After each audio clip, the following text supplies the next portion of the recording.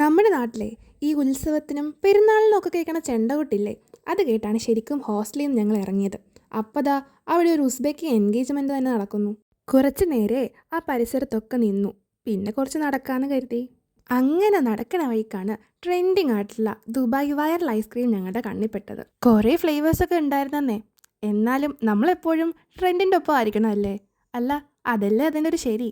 So നമ്മൾ വൈറലായിട്ടുള്ള mango ice cream തന്നെ അങ്ങ് ചൂസ് ചെയ്തു. നല്ല അടിപൊളി പാക്കേജിംഗ് ഒക്കെയാണ് കേട്ടോ. ആദ്യം കുറച്ച് കൺഫ്യൂഷനൊക്കെ ഉണ്ടായിരുന്നു. അതായത് ഓപ്പൺ ചെയ്യാൻ വേണ്ടിയേ ഞങ്ങളൊരു ഭഗീരഥ പ്രയത്നം തന്നെ അങ്ങ് നടത്തി.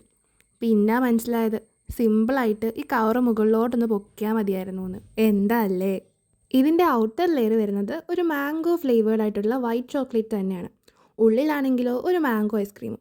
ഓവറോൾ ഒരു ആവറേജ് ഐസ്ക്രീം. പിന്നെ ഇതിന് എത്ര രൂപയാണെന്നൊക്കെ ചോദിച്ചാൽ അറിയാമല്ലോ, നമ്മുടെ നാട്ടിലെ പോലെ അല്ല ഇവിടെ അങ്ങനെ പ്രത്യേകിച്ച് പ്രോഡക്ട്സിനൊന്നും MRP ഒന്നും ഇല്ല. അതായത് നമ്മളൊരു പ്രോഡക്റ്റ് സിറ്റിയിൽ നിന്ന് വാങ്ങുവാണെങ്കിൽ അതിന് നല്ല റേറ്റ് ആയിരിക്കും. അതേസമയം നമ്മളൊരു വില്ലേജ് ഏരിയയിൽ നിന്ന് വാങ്ങുവാണെങ്കിൽ അതിന് റേറ്റ് കുറവായിരിക്കും. ഞങ്ങളിത് കഴിച്ചത് 35,000 സോമനാണ്. സിറ്റിയിലാണെങ്കിൽ ഇതിന് 50,000 സോമമാണ്.